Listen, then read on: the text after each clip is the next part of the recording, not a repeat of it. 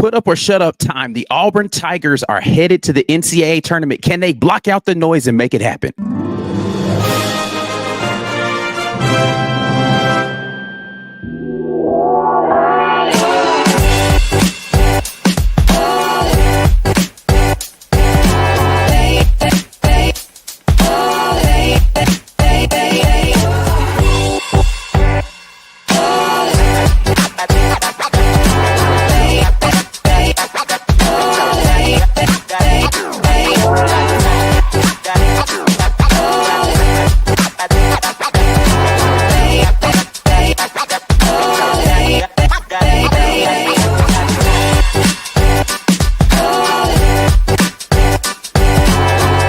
Welcome into everybody. You got Ike Jones here. Opelika and Birmingham Rage Rooms are the sponsor of today's midweek report. 1510 2nd Avenue in Opelika, Alabama is where you can find that in Opelika. 2616 7th Avenue South in Birmingham.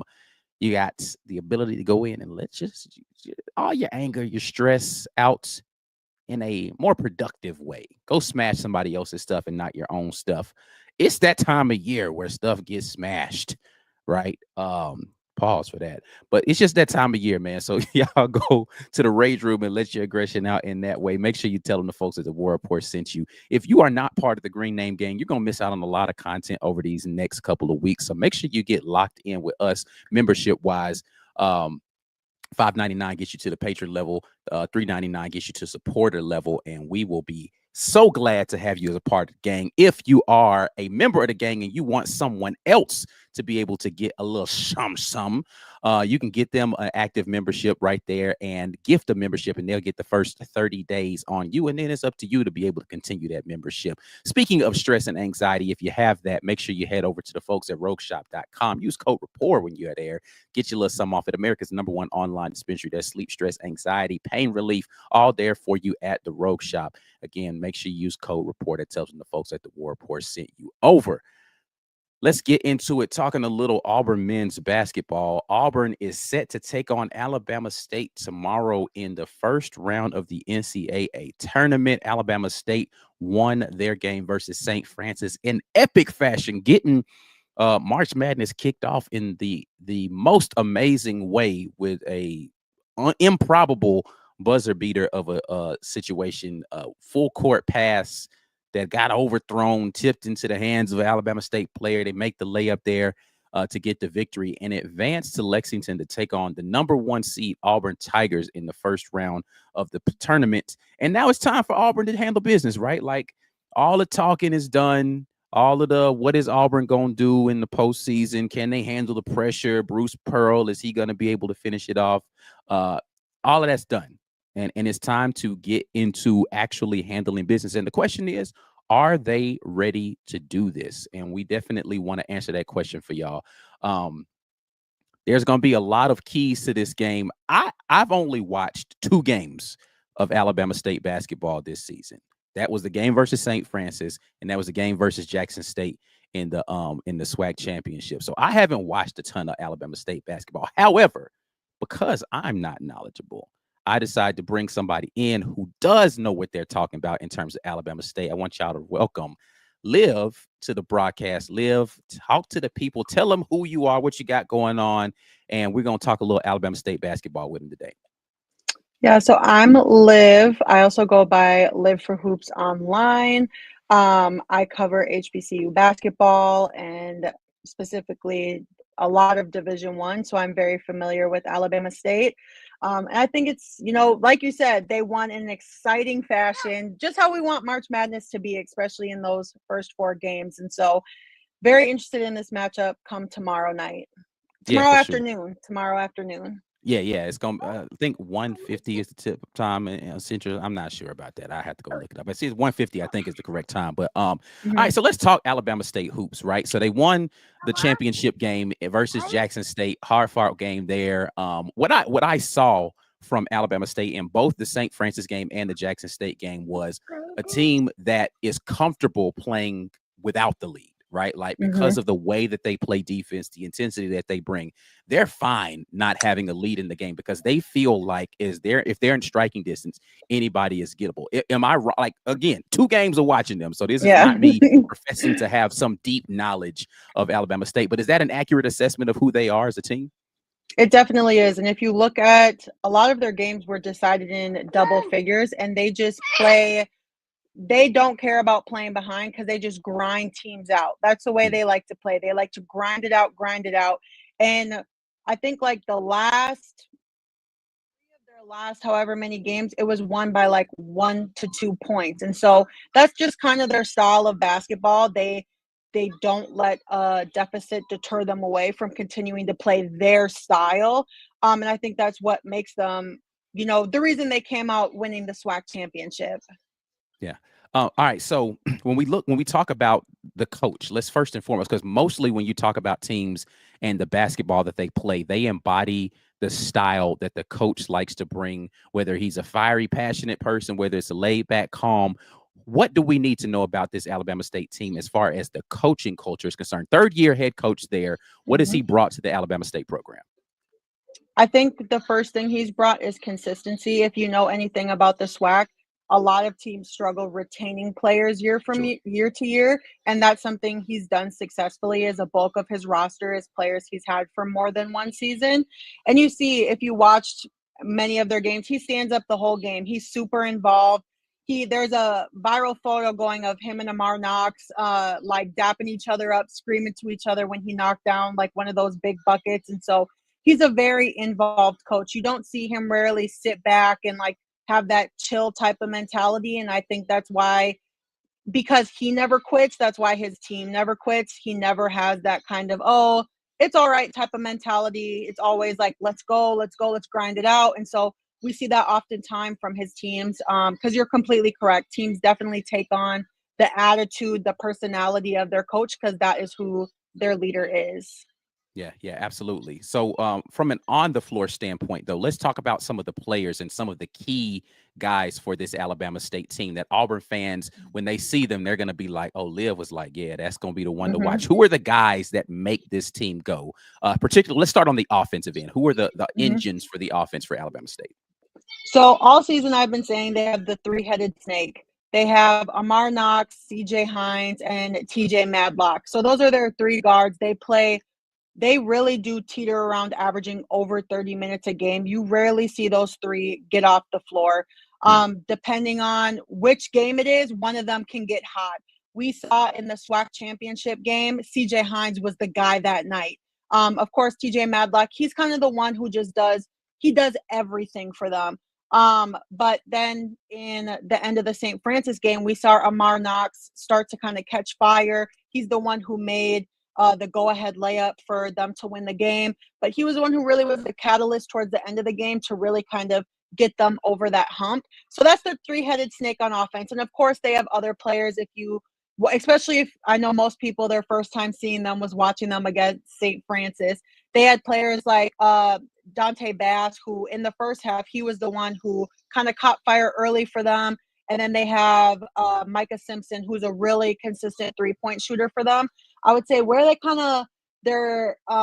don't get as much input would be in the paint from their post presence. I know they have mm. some players who are out due to injury, but their guards penetrate so well that that's typically a lot of their points do come in the paint. But definitely the three-headed snake of Hines, Knox, and Madlock. You'll hear those names called almost the entire night. Okay, so was it because again, 2 games of knowledge, Yeah. but they put up a lot of they seem very willing to shoot the three ball, right? Like Yes. they're not shy. And I'm talking about 1 through 5, right? Like they got 6'11" dudes out there. Like if it's open, I'm pulling it. Like, is that just kind Hmm. of the way that like is it just a free flowing offense in that way where the coach is like, hey, if you're open and that's your shot, take it? Because I mean they run a very motion centered offense. They didn't get into do a lot of that versus St. Hmm. Francis because of the way that St. Francis plays that zone. But if you go and you watch the Jackson State game, you see a lot of motion, a lot of dribble handoff stuff, right? They run a little bit of that Princeton style offense where they're having a lot of 5-out stuff so that they have the Hmm. downhill drive. But it like again from those two games, I'm like, yo, they gonna put up some tray ball, like they gonna put it in the air. Is that really kind of how they've been all season?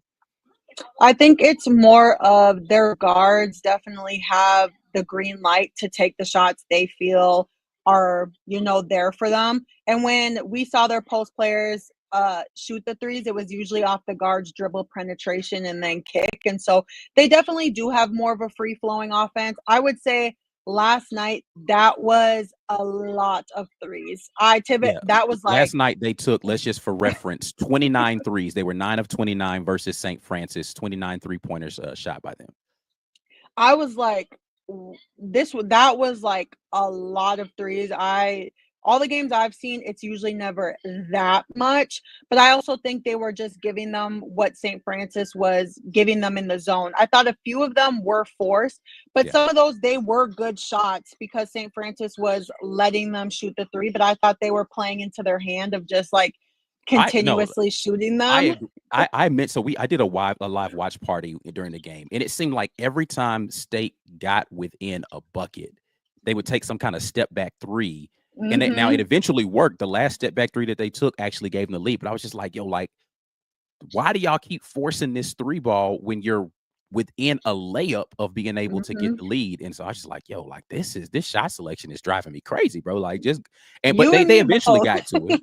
Yeah. They eventually got It's to it. They started getting downhill a little bit more and mhm. opening that zone up. But I was just like, yo, y'all gotta stop with this threes, bro. Like, come on, man. And I didn't know if it was because of jitters, or and that is a nervous thing, playing in the NCAA tournament, the first four, like they've never been there before. Right, But in once they got the lead, if you notice the shift, their guards started attacking the paint right. so much more. They stopped settling.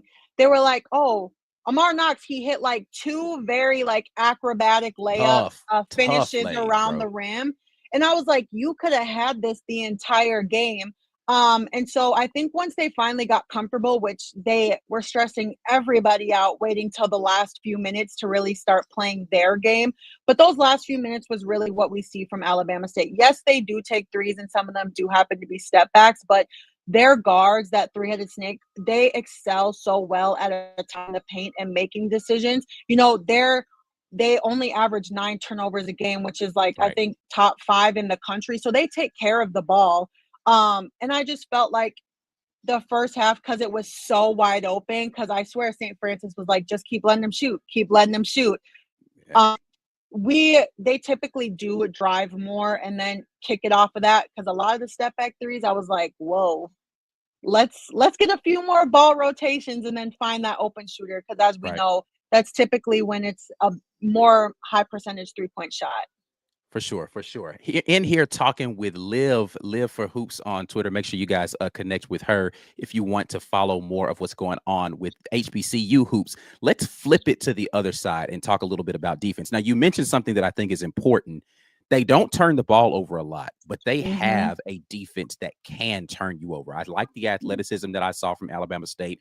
I liked the tenacity in which they were, they play a lot of pattern matching zone. They're very willing to switch in and out of defensive stuff. So talk to me a little bit about the defense for Alabama State. Hmm. I'm sorry, it cut out. Oh, okay. I was just saying, talk to me a little bit about the defense for Alabama State. Oh, yeah. So I think a lot of what their defense relies on is them not turning the ball over. They do switch almost everything, which that's so helpful when you have athletic posts who have the capability to switch on to guards, and you also have bigger guards. So like TJ Madlock, he's a linebacker. Like his body frame, his physique, he's able to guard bigger defenders and even bigger opponents. And even last night, we saw CJ Hines. They would switch onto the post player and they would stay. They would never find an opportunity to switch back. So I think that can oftentimes throw defenses off because they're not afraid of throwing their guard on a post or their post guarding a guard. And they definitely get after the ball.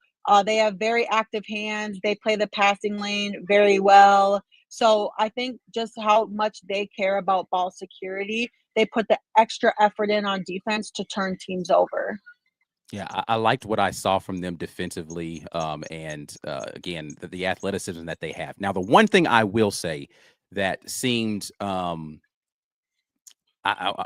I don't know that they were a great rebounding team. Like, I haven't looked at the numbers Mhm. yet, but it didn't feel as if they were dominating on the boards. When I look at the rebounds from the game, in fact, uh, the total rebounding was 35-33 in favor of Alabama State. But I thought St. Francis was kind of weak in the post, right? Like, they didn't feel like they Mhm. had much of a post presence at all. To only win the rebounding battle by 2 boards in that game versus a St. Francis team that don't feel like is a good rebounding team. What am I making too much of this about how they rebound, or has that been a struggle for them? That's they definitely on average rebound less than their opponent. So it's definitely, I think, an area of concern, but also a post player who played up until December due to injury, he's a great rebounder. And so I think they're missing pieces who that is their game. That's their role is to rebound. So I mean, it's definitely something I have like circling in my head. I'm like, if they want to stay in this game, they have to defend number one, and then they have to rebound. And so that is something, it's kind of up and down, but typically teams that have bigger post players. So when they played Jackson State and Big Shannon Grant, like Right, he had a double double. He was heavily on the board. Mansell from Jackson State was heavily on the board. And so oftentimes that can be a problem for them. I think with just what they can do on guards defensively, it kind of helps with that issue. At least keep it close enough because right. their margin is not huge in losing rebounds. It's about like a little over a 3 rebound difference. But I really feel like if they had post players who weren't injured, they would excel a lot better in rebounding, but Mm. that's not the reality. And so I could see that potentially being a issue in the matchup tomorrow. Yeah, that was what actually I was gonna bring up was the 2 post players for Jackson State seemed like they had, the advantage on the interior. They were playing a lot of high-low. Now, Auburn doesn't do a Mhm. ton of high-low stuff, but, what I saw from Jackson State was a lot of high-low action, and they were able to get the ball between those 2 bigs pretty frequently. Luckily for them, only Grant, I think I wanna say is Grant is the young man's name for Jackson State, the big dude. Yep, yep. He's really the better finisher around the rim. The other guy, Mhm. not a great finisher around the rim, so he missed a lot of opportunities. It wasn't as willing to take some of those shots. So that was better for them, but they did do a really good job. I felt like on the boards in that game was Jackson State versus Alabama State, but ultimately, of course, Bama State won that game, so it didn't really Mhm. matter. Um, all right, so as far we talked a little bit about the offense, we talked a little bit about the defense. Tell me about your expectations. You've already said you're circling the rebounding deficit. Like, what is it going to take for Bama State to win this game, other than playing like flawless basketball? But like, Yeah. what within the framework of what they do? What are the things Mhm. that you're going to look at other than the rebounding, which you've already talked about, are going to be key indicators for you? Is like, oh, this is trending in the right direction for Bama State to get Mhm. the dub in this. I think the number one thing is, even though they are really good at it, is going to be ball security. They don't want to give live ball turnovers to Auburn to go to easy buckets. That's just already going to start it off bad and throughout the game. So ball security, although Alabama State does do really well at that, you can anticipate that Auburn's going to come in ready and not look past them to try and just, set the tone for the rest of the tournament. So ball security, and I think if they start off early shooting the threes that are given to them, those forced step back threes, it's going to be a very long night for them. Um, because you don't want to be battling back from a deficit against a number one seed. Because typically you don't want to dig yourself in a hole that is too much to get out of. Alabama State, again, as I said, their 3 guards play around 30 minutes a game. And so they don't go with a lot of depth at that position just because, they rely on them, they trust them, and they've shown they can do that. But in their early out of conference schedule, when they played teams like LSU and UNLV and like teams like that, they competed with them until about like the 5 minute mark. And then fatigue became an issue or foul trouble became an issue. Yeah. And so I think if they just stay they really have to do their best to try and control the tempo to meet theirs, or at least control the flow of the game. So they're not playing Auburn style of basketball the entire game and not let them dictate the whole 40 minutes. And then they're going to have to find ways to get on the glass, especially the defensive glass. you don't want to give Auburn easy opportunities at second, third, fourth chance points. And so if they can really hone in defensively and on the boards and taking care of the ball, I think they can stay within this game and make it extremely competitive. Yeah, I think you mentioned, I think the biggest thing for me is the depth at the guards, right? Because they were fouling a Mm-hmm. lot in that first half of that game versus St. Francis. I thought they were going to get it, put themselves in too much foul trouble really to be able to close out the game well, and they don't go deep into their bench at guard. Mm-hmm. So that's going to be a key thing that I'm going to be looking for is how well are those guards playing, and then how much foul trouble are they getting into? If Auburn's going to be dictating pace and they're going to, get downhill, because it's going to be a physical game. That's now, Yep. listen, Alabama State embraces physicality. They Mm-hmm. absolutely are not going to get bullied, pushed around by anybody. We can talk about, bigs being able to get to the glass, but I'm talking about man to man on defense. You're not getting free runs to the rim. You're not going to be getting free post up opportunities. They're going to be able to fight and claw, and they're going to fight for their space out there. But it's how the whistle is going to go in this game is really going to be Mm-hmm. something that's key for me, because Auburn is a team that fouls a lot, right? If you look at the Mm-hmm. analytics, Bama State fouls a bunch, Auburn fouls a bunch. How is this game going to be officiated? If they're going to let them play, then we might be in for a really physical, aggressive matchup on both sides of the ball, especially on the defensive end. All right. Let's see here. Any final thoughts before I let you get out of here? I know you got plenty of other things that you got to do. I'm gonna get over here to this comment section here in a second. But any final thoughts on this game that you want to leave the people with? Yeah, I mean, what you saw from Alabama State last night, it was, they grinded it out, they got the win. And I've already been seeing comments like, oh, it's what a waste that they won this game. And it's definitely not. And I hope people don't think Alabama State is coming in like already expecting to lose. No. As anyone who's from that area, they know the schools are extremely close in proximity. Obviously, the game is being played in Kentucky, but I just hope that they can do the little things to, make this a very competitive game. Like last year, just touch on a little bit, when Grambling stuck with Purdue after they won the first four, they stuck with them through I want to say the first half, and then it just kind of with Zach Edey, it just kind of got to a point that they lost. But I'm hoping that, they come in ready, they meet the physicality, they can adjust to refing. But I'm excited for this matchup tomorrow. Yeah, I'm excited for it too. Listen, I'm from the state of Alabama, of course, and went to Auburn, but a lot of love for my HBCUs here within the state. So I am looking forward to seeing them be competitive in this game. But of course, ultimately, I don't want them to win. But Right. be competitive so I can be proud of you. You know what I'm saying? But all right. One more time, just let the people know how they can check out what you have going on if they want to be able to lock in with any of the HBCU culture stuff. Men and women's basketball, by the way, not just Yes. men's basketball, men and women's. Talk to Yes. them. You can follow me. I'm Live for Hoops across all media platforms, Twitter, Instagram, all of that good stuff. I cover, like you said, men and women HBCU basketball. I put on to all the good players, the must-watch teams, the coaching changes, so everything like that. If you're interested, you can follow me on those socials. Yes, indeed. All right. Appreciate you for stepping in with us, talking a little Auburn versus Alabama State, giving us that Alabama State perspective. We are going to get to our break, and then I'm going to get into your live questions right here. You are watching the Midweek Report. This edition of the War Report is brought to you by our generous sponsors. The Opelika Rage Room in Opelika, Alabama.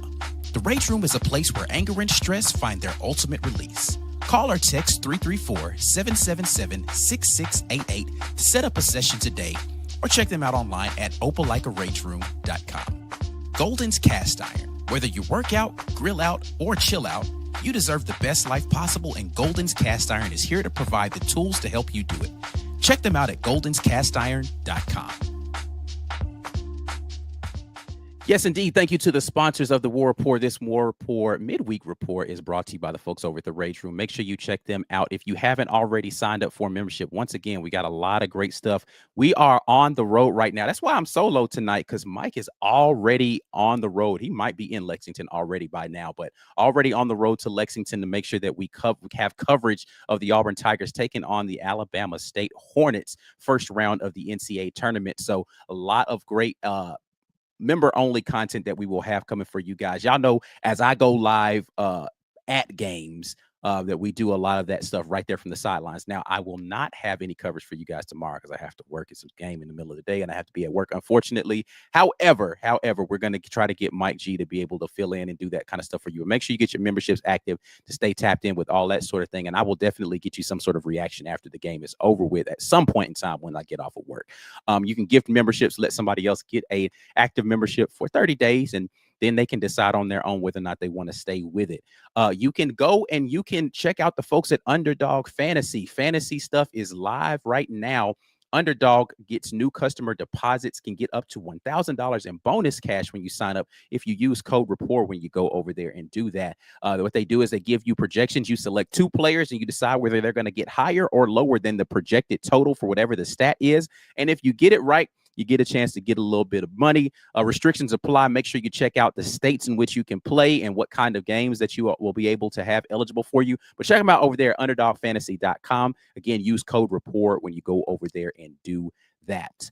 Let's get back over into the conversation. Appreciate you guys jumping in here with me on a Wednesday night midweek report style. Again, we will have more. I'm going to have another breakdown for you about this game, and I'm going to dig into the analytics a little bit more. So you guys be on the lookout for that coming within the next 12 hours. I'll probably try to get that recorded tonight, post it for you guys tomorrow. So make sure y'all check that out. I'm going to take some information I got from my girl Liv. Going to take some information from the analytics site. I'm going to take some of the stuff that I got from watching the games, and I'm going to give you my analysis for what to expect from that Alabama State game. So make sure you guys stay locked in for that. But let's get over here into the comment section. Appreciate the super chat here from my guy Heavy. He said, I'm worried about the word Heavy. I love you, my boy. He said he's worried the honeybees will charm and distract our boys.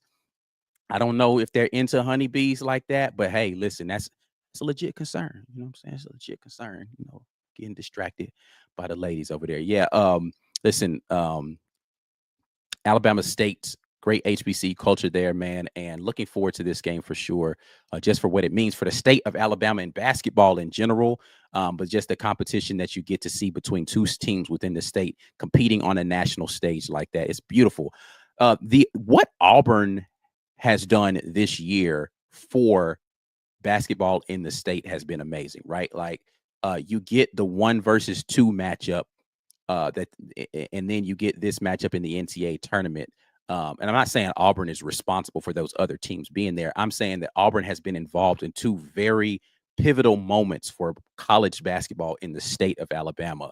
And so props to Auburn for being ready in those opportunities to be able to make history in these ways. Bruce Pearl always talks about this team making history, historic moments happening with Auburn involved this season in the state of Alabama in terms of basketball. Shout out to them for that. William Hazard asks, hi, can Auburn rebound literally and figuratively? In this game, I think that they should have the advantage on the interior as far as rebounding is concerned. The question is, and I talked about this a little bit yesterday, I think, when I was doing my reaction, or maybe it might have been during my watch party that I have. This team in Alabama State reminds me a lot of like Missouri or Ole Miss, where they're giving up some rebounding ability analytically. If you look at it statistically, they're giving up that to Auburn, and not necessarily in size. They have size, but they're just not as good on the boards. But what they do really well is get out in passing lanes, and they force turnovers, and they try to speed you up offensively. They want to actually play a half court game because they function better defensively in half court, but they want to speed up what you're trying to do to get you to make mistakes. And so Auburn's going to have to figure out how to stay patient within their offense and not take the bait and, hoisting a bunch of threes because of the way that those state guards are going to try to stop dribble penetration. But I do believe this is a game where Auburn can get physically dominant on the interior and be able to make sure that they are handling the rebounds in this game. Cam jumps in and says, that man, Shannon Grant, went to my rival down here in Sylacauga. If he gave them problems, Broom is going to eat. Shannon Grant was getting busy in that game for Jack State versus Alabama State. And he definitely looks like the superior physical threat on the interior. And he's a bigger dude, like, as far as just from a side, like he literally looks like he should be playing football. He's a big, like, offensive lineman type of body build. So he's not some high leaper or anything like that. Very much like Janai Broom. Janai Broom is more agile, I think, than the Grant would be. So Broom should be able to your point, eat there on the interior, just with the way that he can be physically dominant. So I expect a big game from Janai Broome. If he finishes in the lane well, he should put up 25 something. I mean, 20 points should be academic for him. Look out for a double-double from Janai Broome in this game. Pat W says Auburn just needs to play Auburn ball and win. Shut out all the other noise. We will definitely talk about that here in just a minute. Miles and Tahad says Mike B need to get that mid-season form again. Listen, Miles has been on more recently, and then he got off towards the end of the season. It was just as recent as as Kentucky that he had 10-3. So, I think Miles just goes through these periods where he's very Klay Thompson in this, right? And I think Klay Thompson's a decent comp for Miles. Klay Thompson does this where he'll have a game where he'll shoot a record number of threes, and the next game he can't buy a three. Like, I don't know what it is about shooters that have that ability to lock in that way, that they get on these very cold streaks every now and then. But very Klay Thompson in that regard, to his streaky ability from three, where it's like he'll be completely locked in and then completely can't buy a bucket. So hopefully he will be in a position where he'll be able to knock these down. 6 games of him going crazy from three will be amazing for me as an Auburn fan. Let's see here. What else do we have here?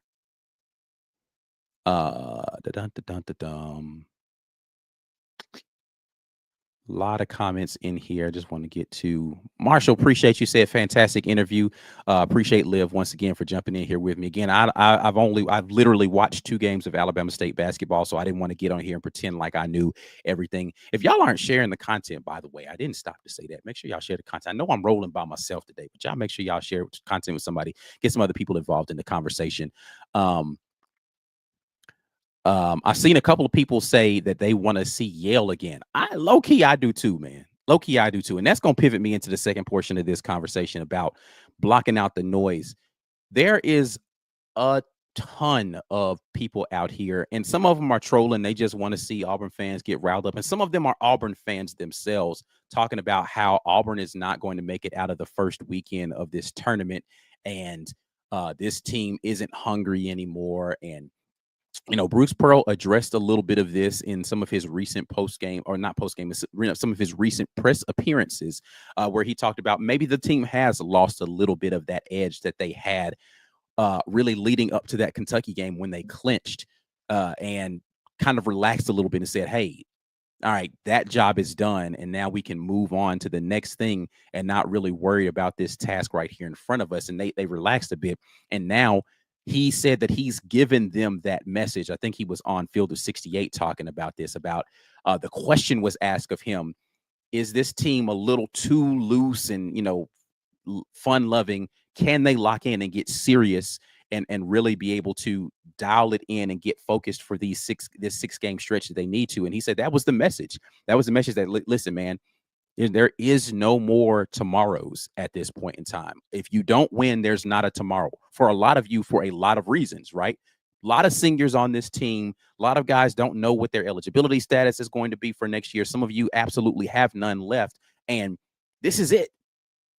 There's no more Auburn uniform basketball for you after your next loss.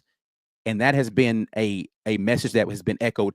Dylan Cardwell talked about that in the aftermath of the game versus Tennessee, about how, it's become very real for him. Like, this is the end of the road with this team. Like, there's no more, Mr. Auburn, Mr. Jumbotron man. Like, that's done. He's graduated, and this is his last run in an Auburn uniform, and he's trying to make sure everybody feels that intensity and that urgency that he feels of, I can't go home yet. I'm not ready for this to end. And so I think having those seniors there, kind of instilling that sort of mentality and passing that along to the rest of the guys, and those guys who are not just seniors, but guys who have been in Auburn uniforms for multiple years, the Chris Moores and, of course, the Dylan Cardwells, and now really a Janai Broome going into multiple seasons in an Auburn uniform, really impressing upon some of the guys like a Miles Kelly who hasn't been here. Denver Jones and Chaney Johnson just got here last year, right? And so maybe they don't feel it the same way as those other guys do, but really just understanding, like, this is it, man. Like, we can't play around with this.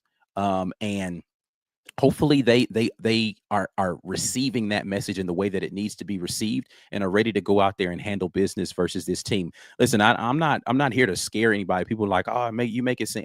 One of the comments in the video that I had in the aftermath of the game yesterday is that I was making it seem as if Auburn is going to struggle against Alabama State. No, I'm giving Alabama State credit. Listen, they made it to the NCAA tournament for a reason.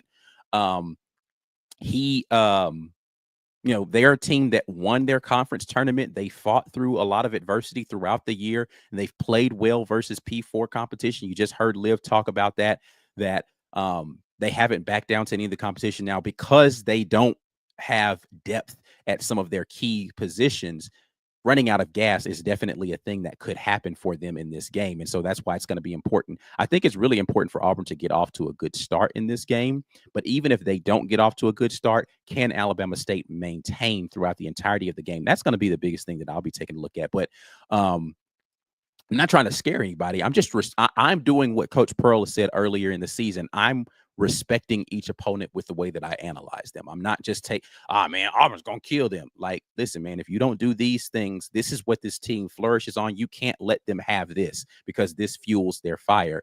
Just respecting the opponents that they have out there, and I'm going to analyze each one of them. Hopefully we will have 6 games of analysis left for your boy Ike Jones here in this season, and I'm going to analyze each one of them as if this was the national championship game, and this team deserves the spot that they've gotten in March Madness. So that's all I'm doing. I ain't trying to scare nobody. I'm just trying to be realistic. Y'all know your boy Ike Jones. I'm gonna tell you how it is. That's all I'm gonna do. Tell you how it is, and I'm still gonna pick Auburn to win. You know what I'm saying? Like, hey, it is what it is. Auburn's got once the game starts, is Auburn or nobody. You know what I mean? So it is what it is. All right.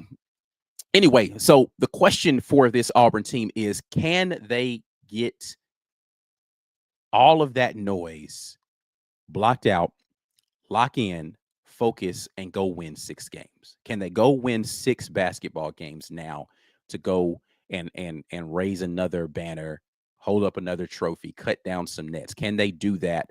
And or can they take that noise and channel it and make it become a motivation for them of like, they had the Doubt Us shirts on, right, in the SEC tournament.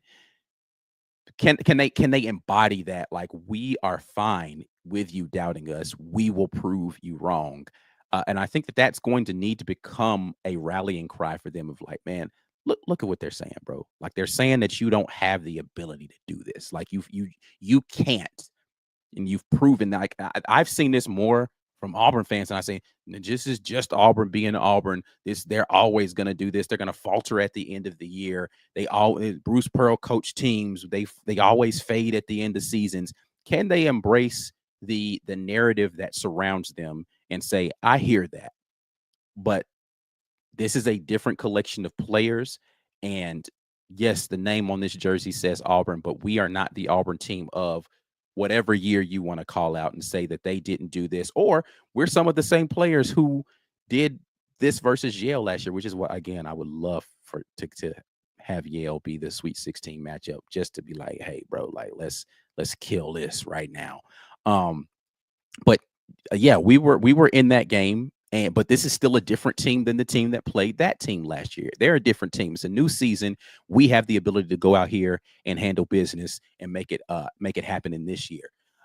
Most recently, I think the thing that has become the repetitive narrative amongst people trying to disparage Auburn, which I don't think he was doing, but it was the thing from Stephen A. Smith. If you guys have not seen, I don't know how you haven't seen it if you're online, where he was like, you're supposed to be this, you won, you lost 3 of your last 4. What's up, Auburn? Show me some type of thing, right? Listen, what he said, I have no problem with. I'm like, yeah, show him something. That's what needs to be said. Like, listen, bro, you're supposed to be. And I think that that's the thing that Auburn needs to embrace. You are the number 1 seed in this tournament for a reason. You earned that. But a lot of people feel like you don't deserve it. You earned it, and they still are telling you don't deserve it. You did everything necessary, all of the criteria you met. You played all the tough teams. You beat most of them. You went out here and you handled business. But because you slipped up at the end, everybody's saying, see, look, fraud. And now you have to take an opportunity to say, I hear what you're saying, but you're not going to relegate me to those 3 games. You're not going to do. That's not what we're going to do. We're not going to pretend like Texas A&M, Alabama, and Tennessee are the narrative for the entirety of my body of work. We lost 5 games in this season, and I am not going to allow you to make my worst moments the totality of who I am as a team. And that's what they need to be able to embrace in this moment. It's like, I'm not going to allow you to only define me by my worst. When you're going to ignore all of the great things that I did. Well, that was back then, and they're trending in the wrong direction. Look at this. And it's like, bro, it's a lot of teams losing games at the end of the season. A lot of them doing that. A lot of them playing a lot of cupcakes at the end of their season too and winning games. Let's go out here and shut all of this noise off and go win 6 games. Hopefully they'll be able to do that. That's what I would love to be able to see them do. Because listen, you've had a loyal fan base that has stood here and cheered you on when you weren't doing anything. And listen, people can say what they want to.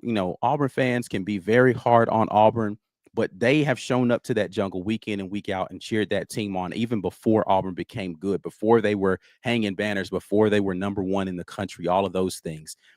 Reward the fan base with something beautiful, man. Go out here and handle business. And I'll say this. I said this yesterday when I was talking about the aftermath of the Alabama State game. I don't care if they win a close game versus Alabama State. I don't care. I just want them to win. I literally do not care. I don't care. Oh, I'm worried, man, because they play like every single game is a new game. Everyone is a new opportunity. It's a new opponent. They're going to bring different. I don't care. Win. Blow them out. Win by 2. Does not matter to me. Just win the dang basketball game. That's all I care about.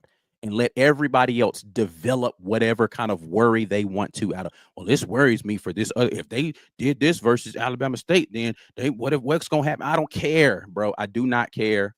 Go win. That's all I care about. That's all I care about. All right. Anyway, enough of me getting on here ranting and raving about things. Let's get to your comments because that's what we are here for, making sure that you all get your voices heard, or at least your thoughts typed out, and then I will voice them for you. They will be my voice heard, but your words. So I will try to bring life to your words. Let's see what we have here, though, from you all. Marshall jumps in and says Auburn has trouble with physical teams, so it seems. Would you say depth will be the advantage for Auburn? For the Auburn win, I'd say depth is going to be a huge advantage. When Alabama State embraces physicality, I wouldn't call them a physical team, though, right? Like they're not built in the mold of a Tennessee, a Texas A&M.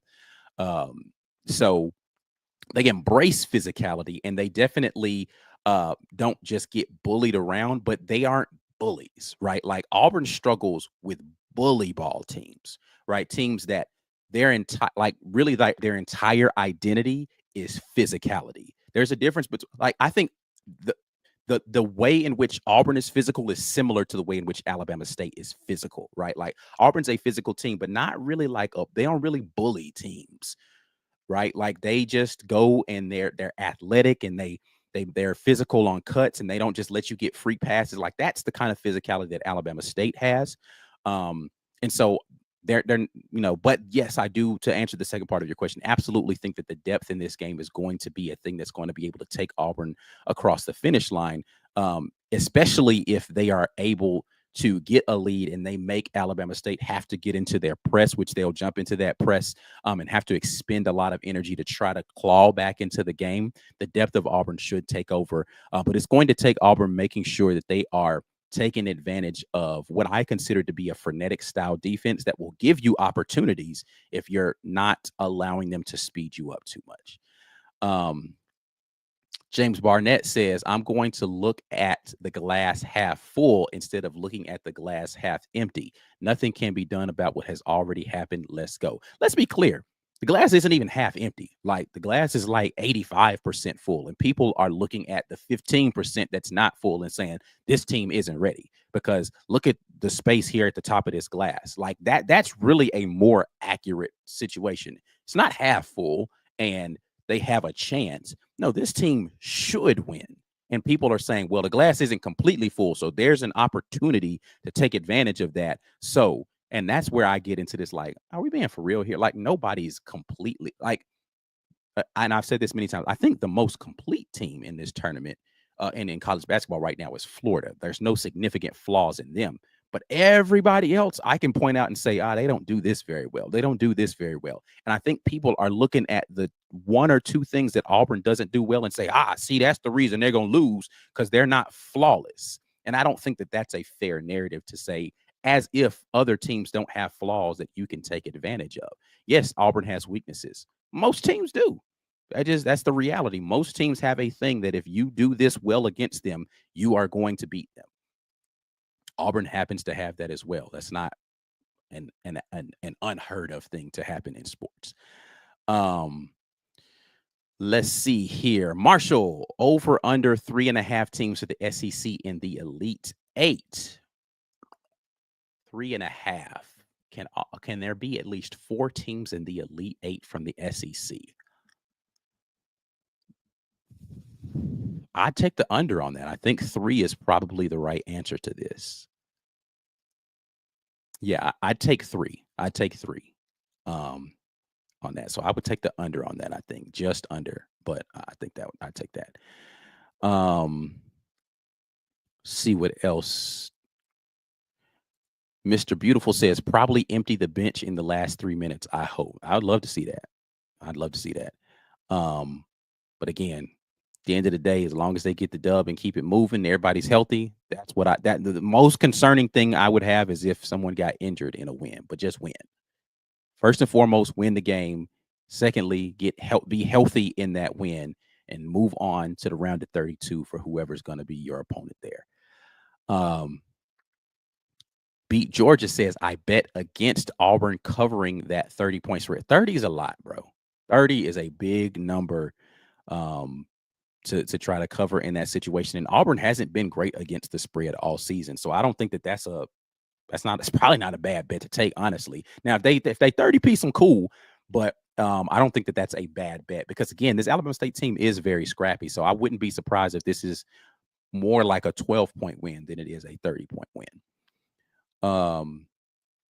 Let's see, what else do we have out here in this here comment section? Devin jumping in and saying it's ridiculous that we are the only 1 seed getting this treatment. No one is saying any other 1 seed won't make it out of the weekend. It is.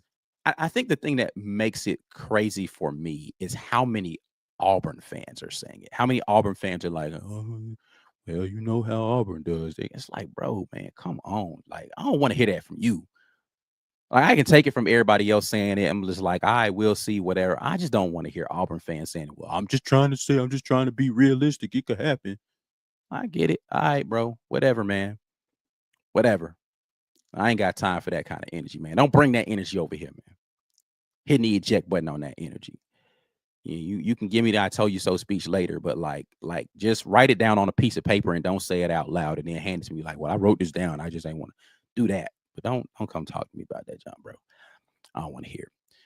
Mike B says Stephen A. Smith equals the AP poll mentality, right? So, I mean, listen, I think that the AP poll got it right at the end of the season, right? Like, the team that is number 1 deserves to be number 1. The team that is number 2 deserves to be number 2 in the AP poll right now. And I'm not mad about any of that, right? What I'm gonna be upset about is number 1 overall seed, and you don't make it out of the first weekend. You don't make it to the really. I want to see them in San Antonio. Like, let's keep like you were the number 1 team in the country for like 7-8 weeks. You need to be in San Antonio, brother. Like, let's stop all this other nonsense and get to the brass tacks of it.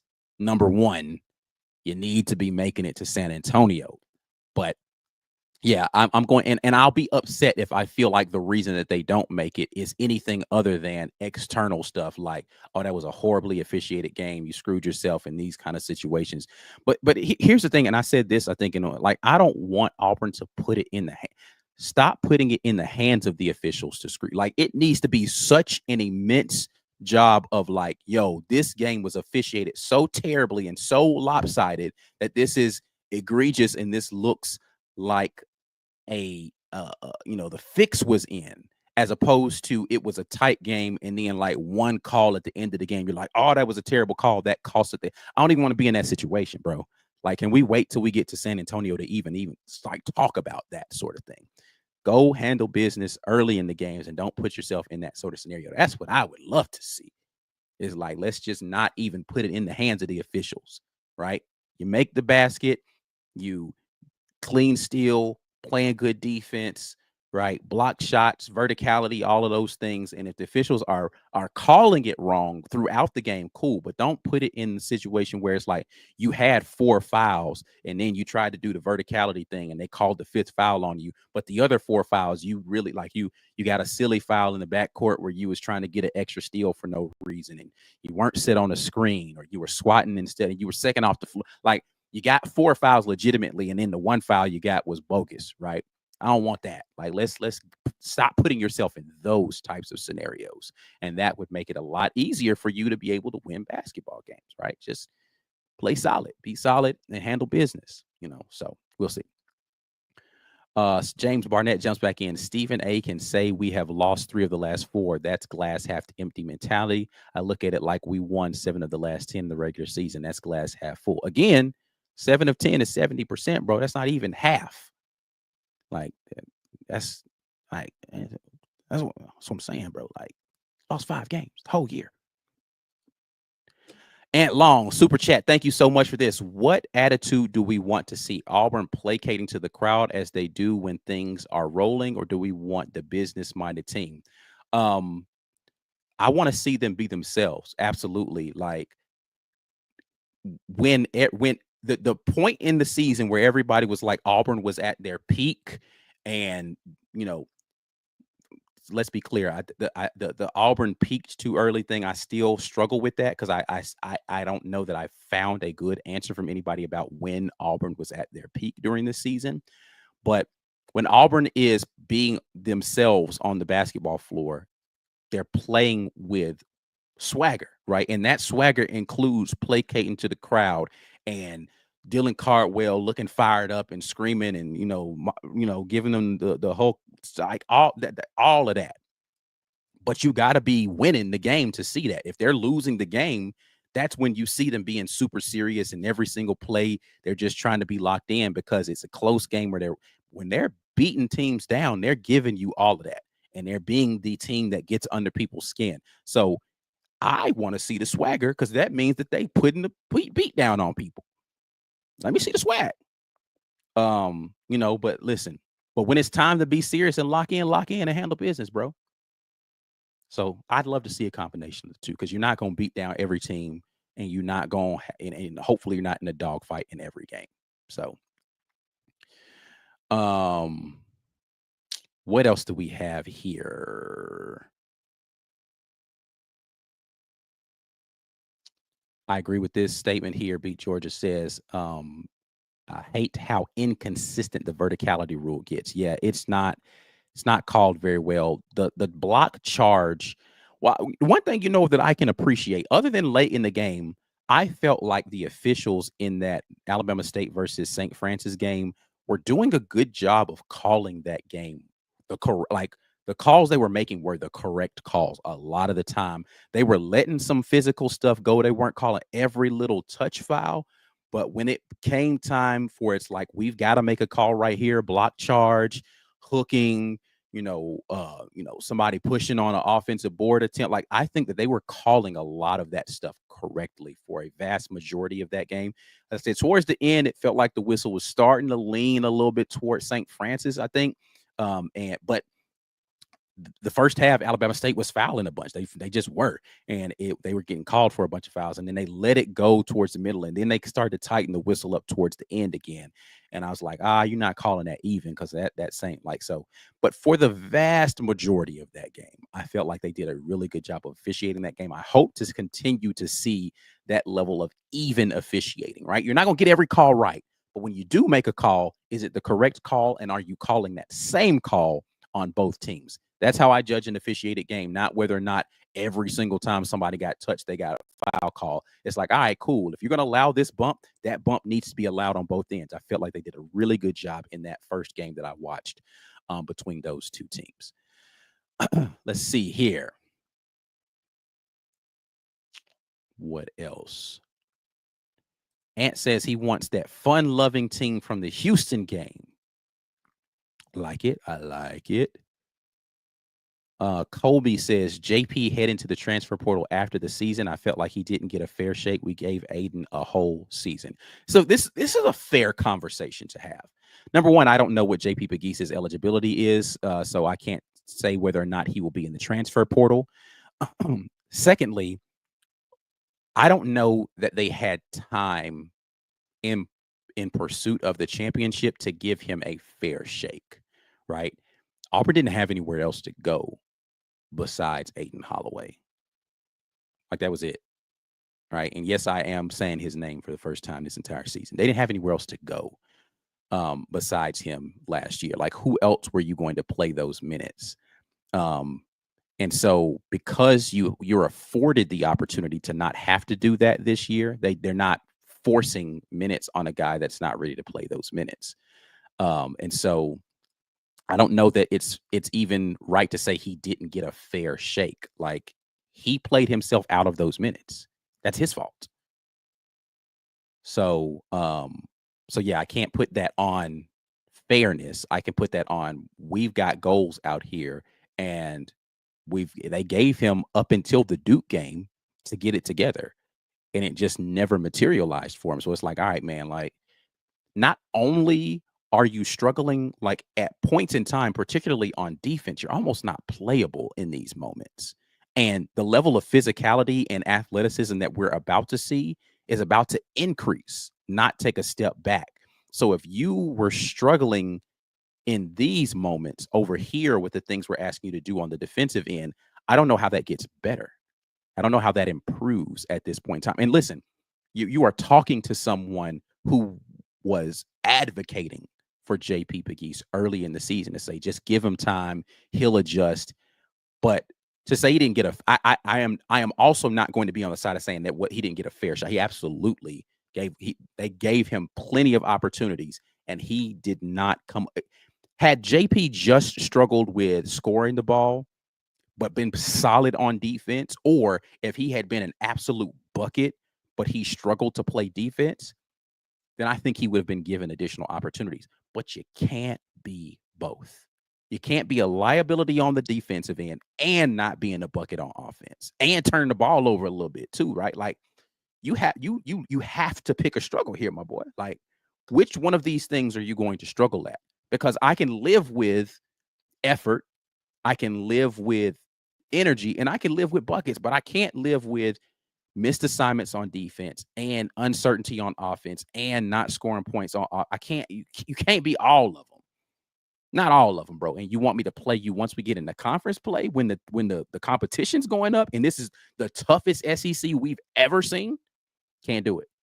I can't do it. People talk about Chris Moore. Chris Moore's going to give you everything on that defensive end. He might be a liability on offense. He ain't going to give you no whole bunch of points. But defensively, he's going to be where he needs to be. Defensively, he's going to get you stops. Defensively, he's going to crash the board. He's going to give you energy. He's going to communicate. He's going to do all of those things. So he's playable. Turtle. Assignment sound for the vast majority of the game he's in there. He's going to crash the boards. He's not going to step out. He's going to shoot a three he's going to do some stuff that makes his presence felt on the court. No, he's not going to dominate every matchup that he's got. That's fine. I don't need you to dominate all of them. But I do need to be able to count on you in these ways. Now, the only player that I will give I don't know that he got a fair shot, and I think that's more a circumstantial thing than it is like he was kind of messed over, is Ja'Kai Howard. Like, I do think Ja'Kai Howard could have played more minutes this year. But some of that's on Ja'Kai Howard, and some of that's on the guys in front of him just needed to be in the game because they've earned that opportunity and they're really good. So, like, some of these games where Chad was hurt and all that kind of stuff, I think Ja'Kai could have gotten some, but I don't think that JP was treated unfairly this season by Auburn. I don't feel that way. And again, you're talking to someone who is a huge advocate of JP Pegues early in this season. Super chat from Heavy said, "Who is officiating our game?" I'm not sure of that. I really don't even pay attention to the officials like that until the day of the game, but we'll have that information for you. I'm sure somebody already in the chat probably already put it down there. I'm not even looking right now. Anthony Long jumps in and says, "How much better would this team be if Trey Donaldson was running the point and JP Pegues didn't come? The team would be scary good." I've actually said almost this exact phrase. 1 for 1, I would trade, and this is no disrespect to JP Pegues. I just talk about like his effectiveness and what Auburn needs right now. I would trade Trey Donaldson for JP straight up right now, and you're probably talking about a team that is close to unbeatable because of how it would allow you to play Denver and Tahad off the ball more. And those are guys that can be scoring threats a little bit more when they don't have to worry about running the offense. So, yeah. And he's tenacious on the defensive end. He knows how to run the club, like all of the things. He knew the system already. Like Trey Donaldson straight up for JP Pegues, I'd take that every day, all day. Yes, give me that. And Auburn is looking for real scary. And I say the same thing about a guy like if you keep LeBaron Philon and he's on this team, I think that Auburn's in a very different place offensively if you have him on this squad. But hey, it is what it is. We are where we are. And so, yeah, give me every good player in the country and Auburn's invincible for sure. But no, that's a fair point, though. I think that's a very fair point.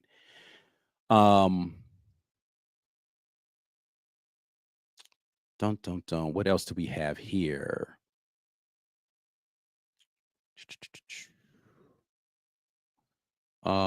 James jumps back in and says, "You make a great point as it relates to Howard. The talent in front of him are not liabilities." Yeah, I mean, it's tough. It's tough. I think the only if we can be fair about liabilities, though, like the only guy that's a liability in front of him has a very similar liability, right? Like he hasn't done anything in the game, Ja'Kai Howard, that is similar. But as far as just like being a hothead and potentially popping off, very similar liability. So you trading one hothead for another. I don't know that, like I'll take the guy with a little bit more experience and has on this team earned the opportunity to be out there a little bit more. So it is what it is. Marshall says, I like Trey over that other guy that went across the state all day and tomorrow. Not even a question. Not even a question on that. All right. I'm going to get out of here, man. I appreciate you guys for jumping in here because I can feel my voice starting to go away again. But before you all get out of here, please do me a favor and like the video, subscribe to the channel. If you haven't already, I'm going to put it in the in the description of the video. I have my bracket challenges that are available for you guys. It'll be down there in the description. Go ahead and join the bracket challenge. We can get some more people in here, up the ante on these pots so more people can get involved in that sort of thing. But again, we'll be having coverage from you live from Lexington. My guy Mike G is down there right now. He's going to be handling the first game, but I will be on board with you all for round of 32. I will be in place by then. Got some more content on this Alabama State game coming for you guys. If you missed it, my girl Liv was on here a little bit earlier breaking down the Alabama State side of things. So make sure you go back and watch that. But again, for today, the show is brought to you by the good folks at the Rage Room. Make sure you check them out in Opelika and in Birmingham. Make sure you sign up, Green Name Gang. We know I got y'all coming with some great content. If you are Green Name, you can gift a membership to somebody. Make sure you do that. Make sure you tap in with the network, the Auburn Express, Up-Tempo Pod, College Loop, and Just a Sec Pods, all there for you. Again, before you all get out of here, make sure that you like this video, subscribe to the channel, and make sure that you share the content with somebody. We'll be back at you guys with more great content later. But until then, and as always, War Eagle. Peace.